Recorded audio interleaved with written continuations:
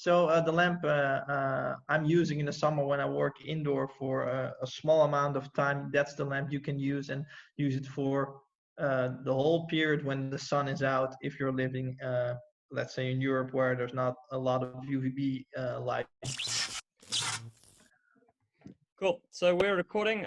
So Thomas and I, well, I actually just got into the Skating Warriors group, and I spoke to you guys about, the meeting that, or the live video that Thomas and I were on last night. And I know some of you guys were already on there, but, Thomas made the point, not necessarily everyone in our group is part of Jack's tribe and necessarily saw that video last night. So we thought a really good idea just to give you guys a bit of an, an idea of what the community there is doing and how they're approaching this. Thomas asked if we could quickly jump onto a call and go into a bit more details. So yeah, Thomas, I mean, let's start. You were actually on the live video. You were one of the guys who also spoke to Jack on there. What would you say, is the main kind of point that he's trying to drive home with the coronavirus at the moment? Yeah, so the main thing, and that's the thing I'm also trying to drive home with my clients here, or with family or with friends, that you need to take this stuff very seriously.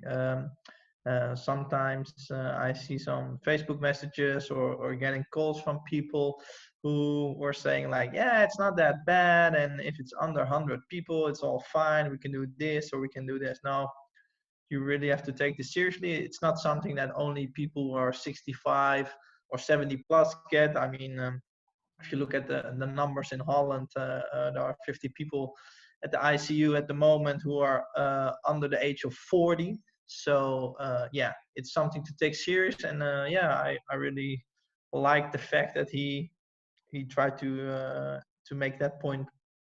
Yeah, that's one of the most important things, I think. I think also what's really important for people to realize is that statistically speaking, most of us are probably going to get it. So if you're, right now that this thing, there's a possibility that you're going to get the coronavirus, you should be doing everything you can right now to make sure that your immune system's, you don't want to be in the high risk category for it. Yeah, absolutely. So that's obviously going to help with your susceptibility, but also, you don't want to be more contagious if your viral load is really high. And I know that's something Jack spoke quite a bit about last night. The viral load is actually one of the biggest problems. And the viral load is basically just how much of the disease a person gets.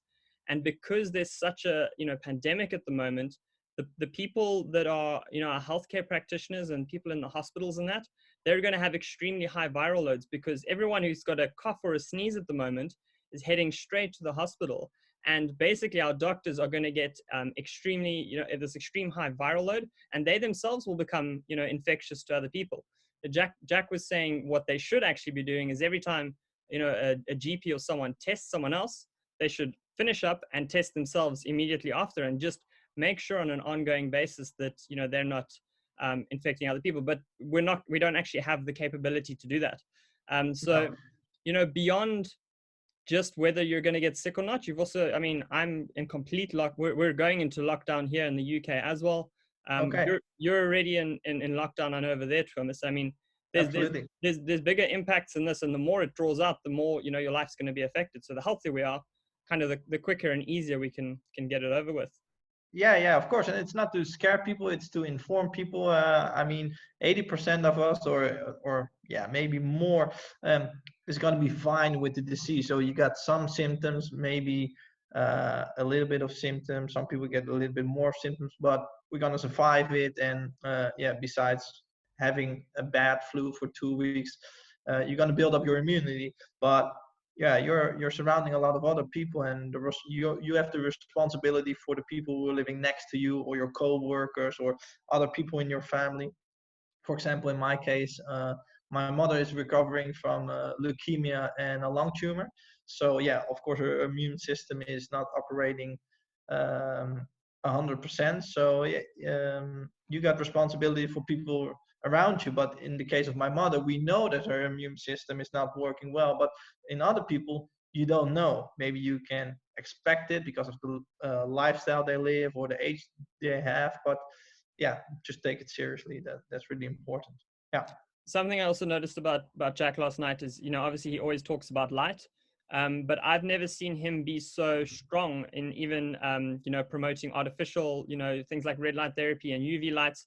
last night was a completely different side of Jack. He was saying, you know, these are actually one of the times where, you know, often we speak about UVB light, and you should be doing UVB at, you know, the right time of year, and you shouldn't actually be doing it out of season. And I heard Jack last night say, you know what, for now, kind of forget that, and, you know, Yeah. tap into all these different things. So I want to ask you, what would you say are some of the things you should be doing now for your light environment to help, you know, boost your immune system and give yourself the best chance at the moment? Yeah, so expose yourself as much as you can to the outdoor lighting, so to the sun. That's the most important thing. I think a lot of people in your group get that, and a lot of people in my group are also getting that because of we are spreading that message all the time.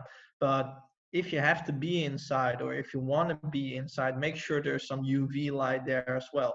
So, for example, my mother is resting now, and at this moment she's resting with a UVA, a UVB, and an infrared light in her room. So the UVB light is not here at the moment. It's here in Holland between 11 and 3, and we're living what is it, almost 5 now. But she's still using the UVB light because you want to have higher levels of vitamin D. You're getting your vitamin D up is critical at this point because, yeah, of course, vitamin D is helping your immune system. UVA is doing a lot of great stuff for you as well when it comes to the production of melatonin.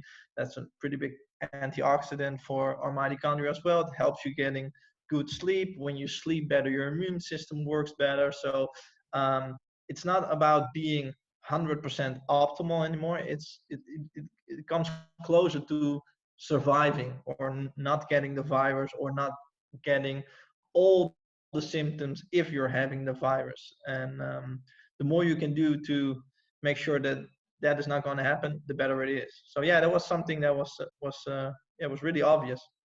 I think also something I took away from it, he was, you know, talking about let's say, for instance, go to UVB, or even if someone asked about the sunbeds. And, you know, you actually want to try and get a device that you can use at home, because if you're going to the sunbeds, it's not going to take long before people realize that that's one of the best things you can do in this. And you're going to have sick people and everyone in your kind of area going to these things. And I mean, I've been to them. You can't go into those things without touching some kind of surface that everybody else is touching. It's a closed space. It's definitely, you know, if you want to do these things, I would suggest looking at some of your own kind of device.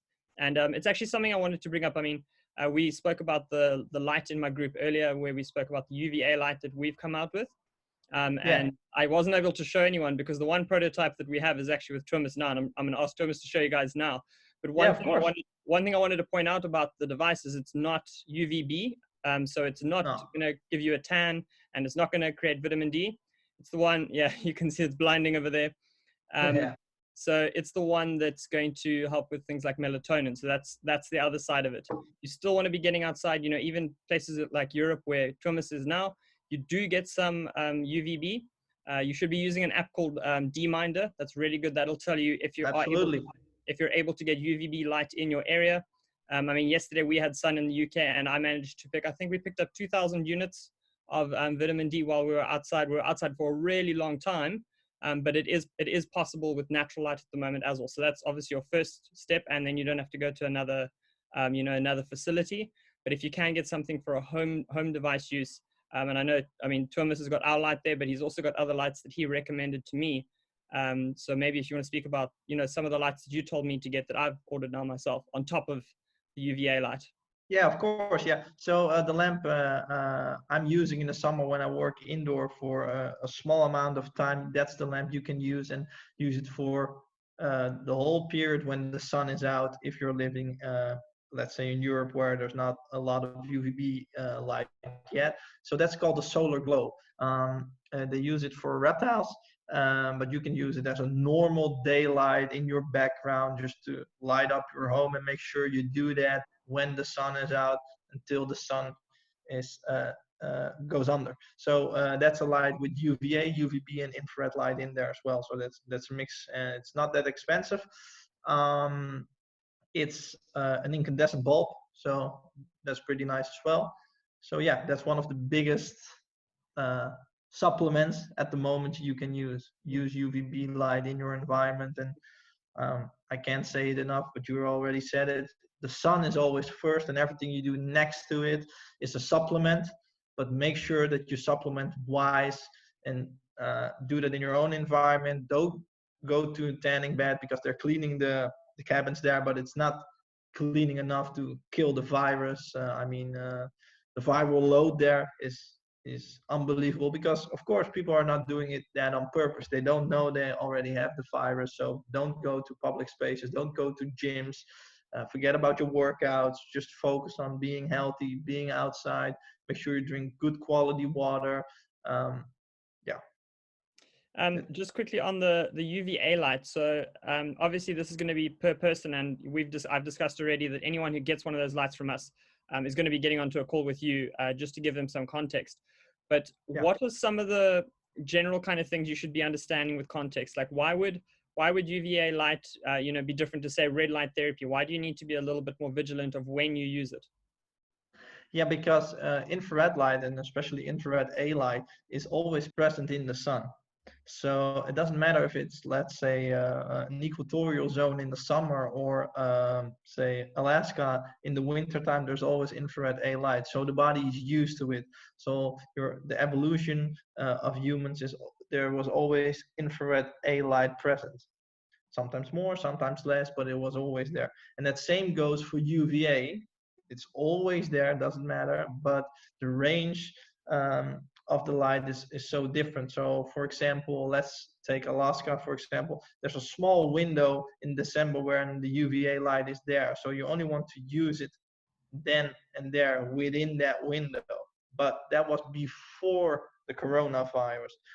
Then you want to use it in the proper circadian rhythm. So when it's there in your natural environment, but you're not able to get it because you have to be in your office, or you have to be in your car, or something like that, you, you're not able to get the UVA light, then you can use it as a tool to let your circadian rhythm not get disrupted big time, but keep it on track. But now with the coronavirus, and that's why this Skype call is for, I would say use it as much as you can. If the sun is out, use it. If you're not able to get into the sun. That's awesome. So in a normal context, when we all pass this and everybody is healthy and learned a lot from this, then you want to use the light when that type of frequency is present in the sun. And that's not always. Yeah, it is always every day, but the time window, it gets longer in the summer and shorter in the winter, and the same goes for UVB light. But UVA light is way more present than UVB light throughout the year, so that's why it's a safer option. And especially when you combine it with red, because then it comes closer to natural light, but it's never a replacement of natural light. Yeah, that's what I mentioned as well. Is there's a lot of people do basically what that device that you've got there. They end up getting a black light, and then they use it with an infrared bulb, and they combine it themselves. And I know one of the drawbacks, you and I spoke about this at length, was trying to find a UVA light that has the right wavelength, because sometimes they peak at the wrong kind of nanometer. So at least with this party light that we're selling, and not a health light, we've been able to pinpoint the best wavelength of light for your party. Your mitochondria will have a party. It's a mitochondrial party. Yeah, mitochondrial party. So moving away from light, there was a couple of other things that people spoke about. One of them is actually, I know you asked a bit about vitamin C, and you were speaking specifically about doing it on an IV drip. Do you think vitamin C in the form of any kind of tablets, do you think that's still worthwhile, like a liposomal vitamin C, or do you think people should only really do vitamin C if it's by IV? IV is way more efficient than oral vitamin C. So no, I would, in this time when some people are on an economic tension time as well, I don't want them to spend money on oral vitamin C. I would go for an IV drip if you can still get it, because that's pretty hard. A lot of clinics are closed, of course. So if you can get it, then that's a really wise thing to do. But oral is not able to get in the cell fast enough to fight against the virus. 2 hours ago or something like that, there were 50 people in China. Sorry, I forgot the name of the city where it all started. Wuhan. Yeah. And in that area, not only in the city, but in that area, they put 50 people on an IV drip, and it worked out tremendously. So they're sending over now a truck with over 50,000 or a couple trucks, 50,000 ton of vitamin C drips at the moment. So yeah, that's something that's really beneficial for you to do, and especially if you are in the risk group. But then, What's the best yeah, way to get access to that? Do you need to go to your GP and your doctor and then ask them for a vitamin C IV? yeah, or in for example in our country or in Scandinavia, you can contact directly to the clinic who is able to do that.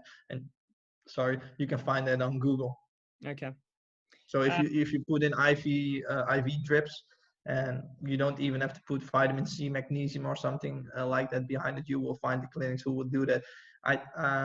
In Northern Europe, there are not a lot of clinics, so yeah, it's gonna get hard to get there. But if you're in the risk group, then it's definitely worth it to do that. And then something that was very interesting, and everyone, you know, is talking about washing your hands. And Jack actually spoke last night about one of the reasons why that might not be such a good idea, especially if you're using an alcohol-based hand wash, which is what most of them are. Do you want to Yeah. tell us a bit more about that? Yeah, of course. So the skin, the skin is not only skin. There's a lot more on the skin than skin cells, and a lot of substances who are on your skin. The body needs to produce that vitamin D, or create an active molecule that later on can set off to vitamin D. So if you're washing your hands all the time with alcohol, then that's harder to do. Of course, if you're working in the medical system, then yeah, of course, it's normal to do that. And I'm not saying wash your hands, absolutely wash your hands, but try to find something like Dettol, for example, and that's a product we use in Holland a lot.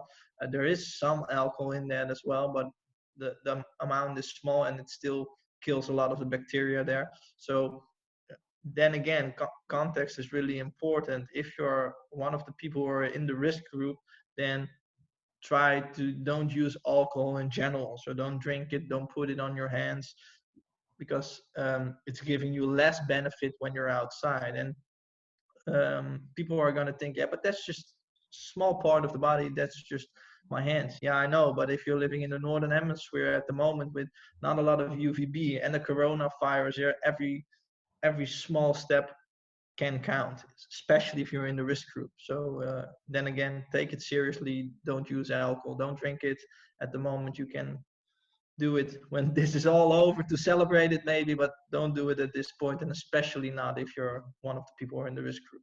You're saying this on St. Patrick's Day.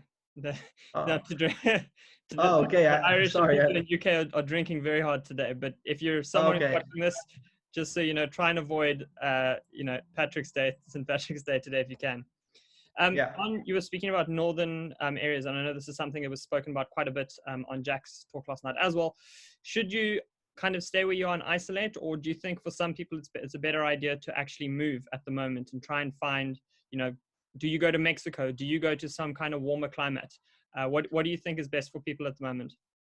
So my mother just come back from Egypt, because I always tell her, and fortunately she's listening, that to go to a place where there's a lot of UVB. I know traveling is hard at the moment, and it's depending on your context again, but being in the northern hemisphere is not a benefit when it comes to the coronavirus. So the places where there's more UVB close to the equator are doing better as well. So if you look at the John Hopkins website, you can see the map of the coronavirus worldwide, and you see that the closer it comes to the equator, the better or the less cases there are there. And of course, there's some context there as well. Do people get tested as much as in Europe? Are the tests valuable? Are the tests good? And that's another point. But if I had the option, and we're discussing the option with the family now because of the situation with my mama, to go back to Egypt, to go back to Morocco, to go to Mexico or something like that. For us, it's really hard because there's a travel ban. So, and we're not able to drive, for example, from New York to Florida to get better sunlight. Yeah, we can go to Spain, but the situation there is absolutely crazy, and we're not getting into that country. So yeah, we're considering Egypt, Morocco, and Mexico. So yeah, if the coronavirus was not here, we went to go to Curacao. So, but yeah, they have a travel ban for Dutch people as well. So in our situation, and probably in everybody's situation, it's pretty hard. But if you have the option to travel to more south, to closer to the equator with more UVB light, it's going to be a tremendous help for your health and protect your immune system against the virus. Yeah, absolutely. And then, I mean, obviously light is a big factor, but also, even if you're, say, for instance, within England, like we are here, I think population density is also another thing to pay attention to. If you can't move to another location where you're necessarily going to get more sunlight, another factor to take into consideration is how many people are in that area. What's the viral load going to be like in that area, And when people start going crazy, how quickly are the shops going to be, manic, and you're not going to be able to get things there. You've got to consider, multiple different things. If you are able to, get away from densely populated areas, and, obviously if you can get sunlight at the same time, I think that's a big plus too. Yeah, the Wi-Fi, the 4G, the 5G, maybe also in your city, is not helping your immune system. It's putting a lot of pressure on the immune system. And like 10 or 15 years ago, that was a fable, and that was conspiracy thinking and stuff like that. We got shitloads of research who's proving. The American government has put out an NTP study. They spent 35 or 33 million to look into 2, 3, and 4G and what it does to the health of people, what it does to the immune system of people. And it showed that you got a higher risk of 400% of cancer or other type of immune related diseases. So in this specific context of the coronavirus, yeah, if you can move out of London, for example, and go more south in England, where in a small village with less people in there, yeah, that's a benefit. Absolutely. Awesome. And then just to end off, let's if someone's watching this, they've heard a couple of things that they can take away from this. What would you say are the 3 most important things that they should be doing at the moment in terms of their health? Yeah, so be as much as you can outside, even if when it's rainy, snowing, and when it's cold. Just make sure you go outside and do that as naked as possible. So no sunglasses, no contact lenses, no, I don't know, normal glasses. You just make sure your skin and your eyes are exposed as much as you can. And you need water to convert those UVB, there was some Dutch in there, UVB radiation into vitamin D. You need water, so drink a shitload of water. The modern way of living is dehydrating the cells, so drink way more water than you used to, and try to get good quality water. So if you got, like, for example, a bottle like this is my wrong glass bottle. It only infrared and UV light is able to penetrate this, because then it does something to the water that's good for the body. And if you're not having a bottle like this, use your water filter, an RO filter or distiller. And if that's not an option, try to buy water out of glass bottles. Water, sunlight, those things are the first 2. That's absolutely a big one. Another pretty big one is make sure you eat food that's organic, that's healthy food with a lot of vitamin D in there. So you can go for lamb meat, for example. It has a lot of vitamin D. You can go for all kinds of, let's say, mushrooms, so shiitake, or doesn't matter. Go for mushrooms because they have a lot of vitamin D in there, and don't supplement vitamin D. You have to, if you want to boost the immune system, it has to go to the natural way of creating it. And if you're taking it into from a supplement, it's not working. So don't spend your money on that. And I actually, just after we made the video in the Circadian Warriors group, someone posted about magnesium, and I thought that was quite on point. Do you think magnesium is also quite important at the moment if you're hydrating properly and then using that? Yeah, absolutely. Magnesium is always good, because we live a certain type of way, and it always depletes magnesium because we have a lot of stress, and now we have extra stress. And that's the 3rd most important thing. Try to lower your stress levels. Just try to lower, don't freak out about it. Just try to use common sense. And of course, these are weird times, and it brings some tension with it. Of course, that's normal, but try to keep your head cool. Focus on being healthy, and don't do stupid shit what will raise your cortisol. So, for example, drinking a lot of alcohol, or drinking a lot of sugars that are not natural. Yeah, just make sure that everything you learned in this group or learned from Jack Cruz or learned from the video or just common sense that you use normal common sense. Don't go overeating because that's going to put the immune system under pressure as well. Make sure you get a lot of healthy fats in from olive oil, from fish, of course. Get your DHA in, get your selenium in, get your zinc in, get your copper, your iron. Just make sure you focus extra on that. A lot of people of us got more time to focus and to think about their decision, and don't rush your day. Just make sure you focus on being healthy. I think, I've been saying this for a while, is I do not want to regret not being cautious enough. I would rather be 100% wrong. And, let's say we've been over cautious and we've done everything to try and prevent this. And then we find out later it wouldn't have been that serious anyway. If you had to get it, rather be on the safe side than sorry. You don't want to be extremely sick and go, oh, I should have actually, been paying attention to my health. Rather be wrong about, doing too much. Absolutely. What's the benefit of not being cautious? Yeah. I don't see it. Awesome. Thomas, thanks so much for the call. Yeah, of course. For those of you who are in the group, I'm sure you would have seen the video earlier, that light that Thomas has got in front of him, that is the one that's going to be out on Friday. And it's going to come with a specific context that you're going to get onto a call with Thomas, really like easy chat with Thomas, and just 30 minutes just to discuss your context and make sure that you can get the most out of a device like that.